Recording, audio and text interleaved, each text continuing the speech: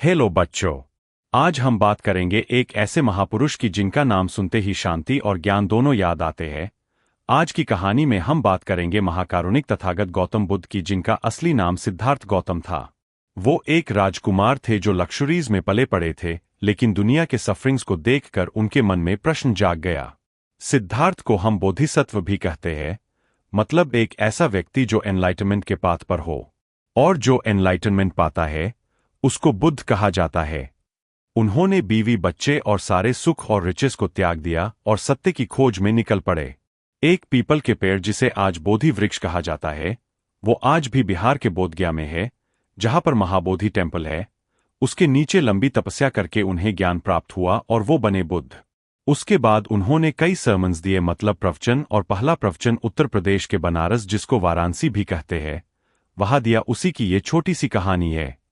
तो चलो शुरू करते हैं। अपनी स्टोरी का मेन कैरेक्टर है एक महिला जिसका नाम किसा गौतमी है। इसका एक छोटा बच्चा होता है जिसकी डेथ हो जाती है। अब तुम तो जानते ही हो, मां के लिए बच्चे जान से भी ज्यादा प्यारे होते हैं। इस तरह किसा गौतमी का भी था। वो ये एक्सेप्ट ही नहीं कर पा रही थी कि उसका बेटा मर गया। वो उसको गोद में उठाकर घर घर घूमने लगी और कहने लगी, मेरा बच्चा मर गया है, कोई इसे दवाई देके जिंदा करो। लोग कहने लगे, ये तो पागल हो गई है। She has lost her senses. कोई दवाई देके कभी कोई मरा हुआ जिंदा होता है क्या?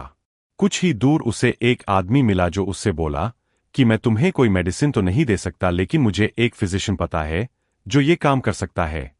ये सुनके वो उससे बोली, प्लीज आप मुझे बताओ सर, वो कौन है? वो आदमी बोला, वो है Shakyamuni Buddha. Go to Shakyamuni the Buddha. Kisa Gotami Buddha के पास पहुंची और उनसे कहा कि मेरा ये बच्चा मर गया है, आप मुझे इसे जिंदा करने की दवाई दीजिए। बुद्ध ने उसे कहा, ठीक है, लेकिन मुझे मस्टर्ड सीड्स की जरूरत पड़ेगी।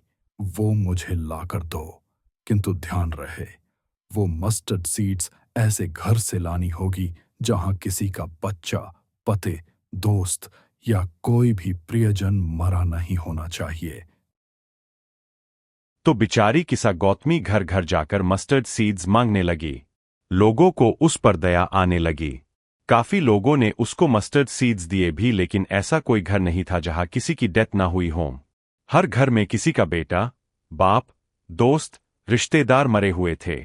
जब किसा गौतमी उनसे ये पूछती कि आपके घर में कोई मर चुका है क्या, तो सब कहते, हाँ, हमें उन दुखों की याद मत दिलाओ। अब बिचारी किसा गौतमी उम्मीद खोने लगी। काफी होपलेस होकर रास्ते पर बैठ गई, सिटी के लाइट्स को देखते हुए।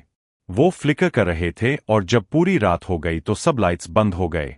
अब वो समझ गई, जो चीज शुरू होती है उसे खत्म होना ही है।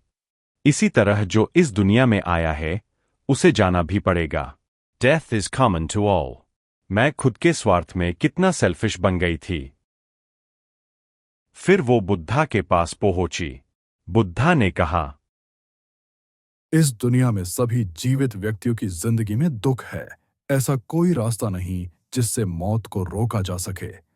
जैसे फल पकने के बाद पेड़ से गिर जाता है, मिट्टी के सभी बर्तन अंत में टूट जाते हैं, उसी प्रकार जीवित व्यक्ति और इंसान की जिंदगी भी खत्म हो जाती है। छोटा हो या बड़ा, विद्वान हो या मूर्ख, सभी को मृत्यु आनी ही है।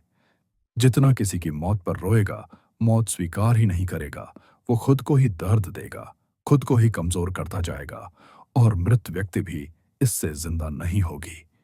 जो इस सत्य को स्वीकार करके आगे बढ़ता है, उसे ही मन की शांति मिलेगी और वो दुख, दर्द से दूर हो जाएगा। तो बच्चों, इस तरह किसा गौतमी को ज्ञान प्राप्त हुआ और सच स्वीकार करके दुख से मुक्ति मिली। ये चैप्टर एग्जाम में तो आएगा ही, लेकिन ये सिर्फ एक कहानी नहीं बल्कि एक जीवन दर्शन है। अगर हम इसे समझ ले तो जिंदगी के बड़े से बड़े दुख संभाल सकते हैं। तो चलो भाई, वीडियो को करते हैं यही खत्म। और नए लोग क्या कर रहे हो यार, सब्सक्राइब करो फटाफट। चलो बाय बाय।